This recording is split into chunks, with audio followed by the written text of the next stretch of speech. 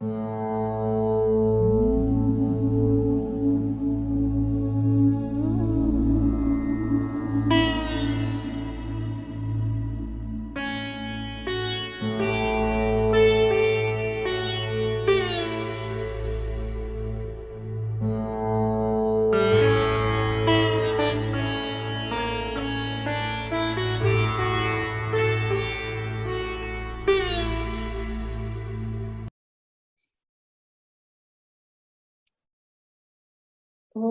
Shri Ganeshaya Namaha. Om Shri Saraswatyai Namaha. Om Shri Gurubhyo Namaha. Samasta Jana Kalyane Niratam Karunamayam Namami Chinmayam Devam Sadgurum Brahma Vidvaram.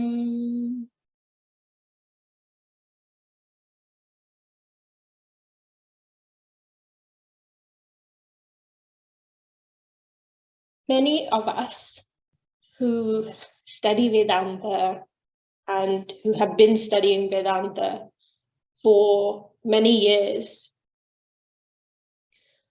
often have the same thought that doesn't necessarily express in these exact words, but the sentiment, the idea behind it is the same.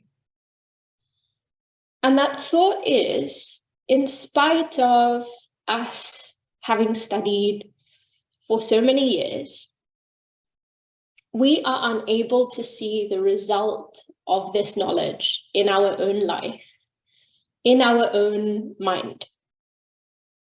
What does that mean? That the happiness, the peace that we are expecting to experience seems to elude us.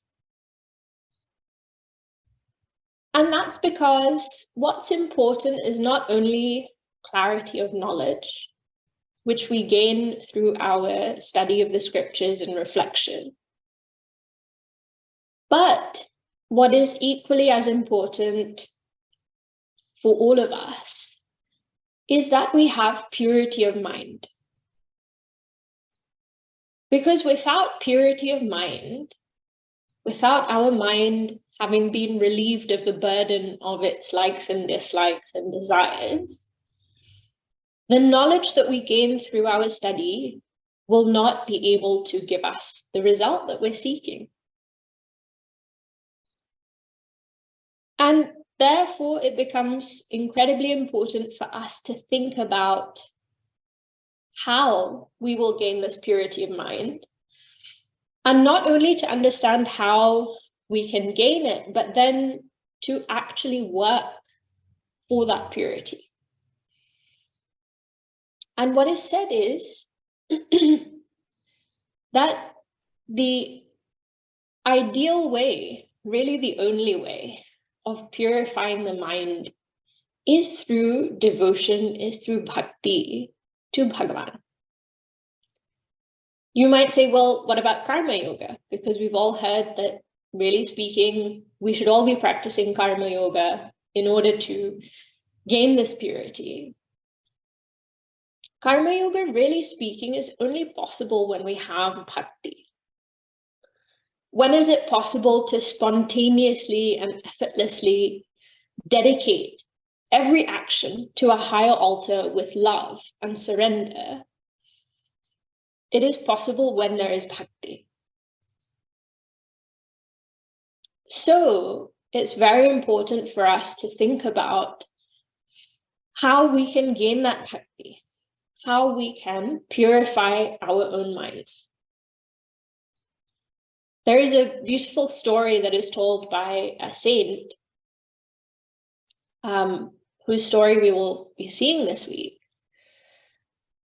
And she describes that two painters were invited to produce some work. And they were invited to a particular place to produce their work in this one big room. And rather than giving them a canvas to work on, each of them was given a wall. So they were given 2 walls, one each, and these walls were facing each other. And so they were brought to this room and they were told that this is how much time you'll have. And by the end of this time, we hope that you will have produced something for us to see. And so that they wouldn't get distracted by the other or see what the other was doing, what was done was a curtain was placed in the middle of the room to sort of divide the space. So neither one would be able to see what the other was working on. So they saw the space, they went and they got all the materials and everything that they needed. And then they came back to this room and they started working on their artwork. And whilst they were working on it, no one else was allowed to see. So everyone else was watching with great curiosity and interest to see these 2 artists coming in and out every day, looking very absorbed in their thoughts and carrying all their equipment and etc. And so everyone was very much looking forward to seeing what they would produce at the end of this time. So finally, a few days passed and the time came for the big reveal. And first they went into the one side of the room and they saw this artist had produced this beautiful mural covering the whole wall, full of vivid colors and images and beautiful things for everyone to see. And once they finished looking at it, everyone turned around and they got ready to pull down the curtain that had been put up in the middle of the room. So the audience turned around, the curtain was pulled down, and they saw the exact same image on the opposite wall. Now everyone was really wondering that neither of them was supposed to know what the other was doing. How is it possible that both have done the exact same thing? And so everyone was sort of looking at each other, and then they looked at this other painting and they went a bit closer. And as they went closer and closer to the other wall, they realized that actually nothing had been painted on that second wall. And what the artist had done was simply work on that wall in such a way, to such a degree, that it became like a perfect mirror. And so what everyone was seeing was the mirror image of the first painting. So both artists were called and they were asked to talk about their work. So the first artist explained what he had done. And the second one said, I knew that whatever he would do would be beautiful and wonderful. And I wanted everyone to be able to see it clearly. So I knew that all I had to do was scrub this wall so much that it became such a mirror that in fact the reflected image became even more beautiful than the original. Now this story is told by this particular saint to remind us that what is important in our life is we cultivate purity. That our mind, rather than being covered with dirt and all sorts of things, becomes clean such that it's able to reflect clearly whatever is to be reflected. In Bhagavan Shankaracharyaji's Vivekachudamani, he talks about all the qualifications that are necessary for a student to understand the scriptures and to be successful in their pursuit, to be able to achieve the ultimate goal. And after detailing all the different qualifications, he says that amongst all of the things that are required for liberation, for self-realization, Bhakti is the greatest. Bhakti is the best. And we might wonder, because in Vedanta such an emphasis is placed on understanding, right? On wisdom. And that's because to attain self-realization, what is required is a perfect understanding of who we are according to what the scriptures reveal, and a perfect abidance in that understanding. So we might wonder, where is Bhakti coming into the picture? Why is Bhakti most important in our pursuit of liberation?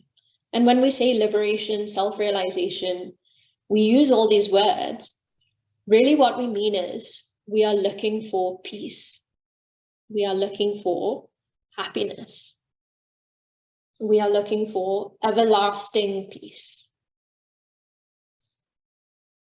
So why does Bhagavan Shankaracharya ji say that Bhakti is most important? In another Upanishad, this is very well known and it's often sort of quoted and referred to, there is a mantra which says, for someone who has supreme devotion to God and supreme devotion to the Guru, for that person, the meaning of scriptural statements is revealed to them. Whatever is said in the Upanishads about the nature of the truth and the nature of the self, all those statements, they open up and they are understood clearly for someone who has this supreme bhakti for Bhagavan and for Guru. And so even if we understand that liberation from sorrow is achieved through knowledge, that knowledge is not achieved without bhakti. In the Bhagavad Gita, Bhagavan Shri Krishna says the same thing, slightly differently. What he says is, those who are completely dedicated to me, those who have given everything to me, given themselves to me, I give them knowledge. And by that knowledge, they cross this samsara. So what is said there is, if we have devotion, then knowledge will come to us. We need not struggle for knowledge. We need not struggle for this understanding if we have devotion. All of this is to say that bhakti is something that we cannot afford to ignore in our lives. Bhakti is not something that we can afford to put second, because bhakti is capable of delivering to us everything that we are seeking. And what is said is, very famously in the Narad Bhakti Sutra, bhakti is described as being of the nature of supreme love and being of the nature of immortality. Because that bhakti is of the nature of Bhagavan. the one to whom that love is directed, that love becomes of the nature of the altar of love. So somebody might say, I'm not really interested in moksha so much. Even if someone is not interested in moksha, which really speaking, even if we say we're not, we all are, because we all want peace and we all want freedom from sorrow. Somebody says, all I want is Bhagavan. So how will Bhagavan be attained? Bhagavan is reached through bhakti alone. And this, repeatedly in the Bhagavad Gita, we see this, that Bhagavan says, as I am known through bhakti, I am not known through any other means, whether that's yoga or tapas or anything. That bhakti is the best and most efficient means to reach me, Bhagavan says. And who is Bhagavan? Bhagavan is the source of all love, all knowledge. Bhagavan, for whom there is no reason required to offer love, to have love for him. So even if we say we're not interested in moksha and we are still, we want to have we want to reach Bhagavan, then bhakti is the means for us to reach Bhagavan. Bhakti is the means for us to know Bhagavan. And if we have this question, which we should, after understanding what is the importance of bhakti for moksha, the importance of bhakti for knowing God, then we should have this question of, how can I develop devotion?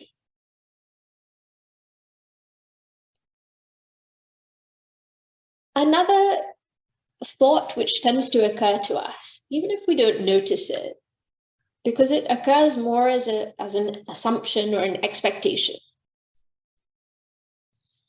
This expectation that tends to creep in is that bhakti should be effortless. And bhakti should feel natural from the very first moment. Somehow, we feel that bhakti is not something that we should have to work for whatever reason. And therefore we say, I'm not a very devotional person. I'm not a very emotional person. I'm a very rational, intellectual person. So I understand I'm easily drawn to the study of the scriptures and that sort of rational analysis. But bhakti really, bhakti doesn't come to me. We have this expectation that bhakti should come to us. But nothing worth having in life is easy. Very few things. And bhakti, really speaking, if it leads us to the fulfillment of our life, if in fact the fulfillment of life can be found in bhakti, why should we assume that bhakti should come to us? Why should we assume that we don't have to put forth any effort to cultivate devotion? And we are told very clearly that there are sadhanas, there are practices by which bhakti can be cultivated. Most simple are 3 sadhanas outlined by Bhagavan Ramana Maharishiji. He says there are 3 things that you can do. You can do puja. You can worship Bhagavan using your body and your senses and your mind and your speech. You can do japa. Means you can repeat some mantra. So using your speech and your mind, you can do chintanam. You can think of Bhagavan. These are 3 practices which are given to us so that we can cultivate this devotion. The more we worship Bhagavan, the more we take Bhagavan's name, the more we think of Bhagavan, devotion will grow in our hearts, in our minds. It is not something that necessarily is there automatically for everyone. So how does that love and reverence grow? Just like in any other relationship, the more you spend time with someone, the more you get to know them, the more that feeling of closeness grows. So with Bhagavan also, we can spend time with God through any of these practices, and by that, we can cultivate this relationship, we can cultivate this devotion. There is also the very well-known Navavidha Bhakti, that 9-fold devotion, meaning those 9 means which are pointed out. Shravanam, Kirtanam, etc. It's not that there is no help available, that we are told you should have bhakti. Now go off and figure out by yourself how you'll develop that bhakti. Go off and figure out by yourself what is the nature of Bhagavan, whom you love, which in fact is not actually even required. There is a very beautiful verse in a composition called the Shiva Mahimna Stotra. And there the author says that, oh Bhagavan, I don't know really your true nature. I don't know who you are. I don't know truly your essence. But however you are, I worship you. However you are, I bow down to you. I revere you. Meaning, he says, Bhagavan, even if I don't know who you are, I still love you. So even if we feel that, I haven't really understood who is Bhagavan, that doesn't mean that you can't cultivate love for God. So all these various practices are pointed out. And amongst them, one very important practice that is given to us is satsang. The importance of satsang is given in so many places, in so many scriptures, by so many teachers. This is emphasized again and again. And the potential of satsang is given very beautifully by Bhagavan Shankaracharya ji in Bhaja Govindam, where he says actually satsang can lead you to Jivan Mukti. Satsang can lead you directly to liberation. There are a few steps in between, but the first step is satsang.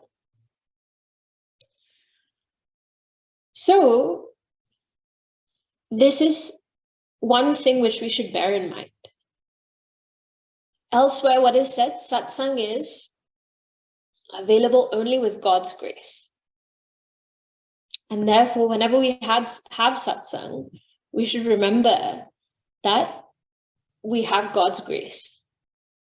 That also will cultivate gratitude, and that will strengthen our love. In the Ramcharitmanas, when Sri Rama is walking through the forest, he meets with Shabariji, this very well-known devotee, who has been waiting for him for such a long time, and who wakes up every day expecting that today will be the day, Bhagavan will come. And every day that he doesn't come, She doesn't go to bed that night thinking, oh, he didn't come. What's the point in waking up tomorrow and trying again? I won't do it. Every day that Bhagavan doesn't turn up, the next day she wakes up with the same faith, the same conviction, and she prepares for him in the same way. Bhagavan meets Shabriji there in the forest. And there is this very famous conversation that takes place in which, again, this Navadha Bhakti is discussed. And Bhagavan talks about various practices to cultivate devotion, or various characteristics that are displayed by devotees. And as we go into the main theme, or into these stories that we'll be looking at this week, one thing which we should remember, there's a very famous Sanskrit statement which essentially means that those characteristics which are naturally displayed by, whether it's self-realized masters or devotees, those are the practices that seekers can implement to achieve what they have achieved. Siddhasya lakshanani sadhakasya sadhanani. So these 9 practices that Bhagavan talks about can work both ways. Right? One is they are the natural sort of behaviors of devotees. And second is that for seekers, those are the things for us to practice to develop devotion. And the first one that Bhagavan talks about is satsanga. Prathama bhagati santana kara sanga. That first is to keep the company of sant, means of noble people, of saintly people. This is the theme of this Bhaktacarita, these sessions that we will be having. Even if we can't physically spend time with saints, with devotees, by reading about them or listening to their stories and their teachings, maybe even there is, something that you can watch. By spending time with them in this way, we are able to start to cultivate that devotion. We are able to be inspired in the way that they were inspired. Whatever qualities and whatever compassion and love that they displayed, those things can start rubbing off on us. And so what we will be doing for the next 4 days, just half an hour, is thinking about some of these great saints and devotees that we can learn from. Last time we had seen the stories of some figures from Gujarat. So this time we will be going to the opposite side of the country and seeing some stories of saints from there. But the important thing is not just that we spend company or spend time in their company. Really, that company should be such that it influences us. Puja Gurudev says that it's not just, the company you keep, but actually, are you developing that companionship? So by thinking about these saints and devotees and listening to their stories, hopefully we will start to keep their company in a meaningful way and to develop this bhakti, which, as one Mahatma says, in knowledge, in liberation, you have to work a lot. You have to put in all the effort to develop the viveka, vairagya, etc. And once you've done your work, then you will achieve the result. Bhakti gives bliss at every step of the way. Whether it's in the sadhana stages or whether it's para bhakti, supreme bhakti, bhakti gives bliss at every step. So this is the purpose for which we are having this satsang. And the beautiful thing about bhakti is no qualifications are required. Anybody can listen, anybody can develop love, anybody can practice bhakti towards Bhagavan. This bhakti is what will lead us to supreme peace. So with this in mind, we will continue tomorrow. Om Purnamada Purnamidam Purnat Purnamudachyate Purnasya Purnamadaya Purnameva Vashishyate. Om Shanti Shanti Shanti. Harihi Om Shri Gurubhyo Namaha. Harihi Om.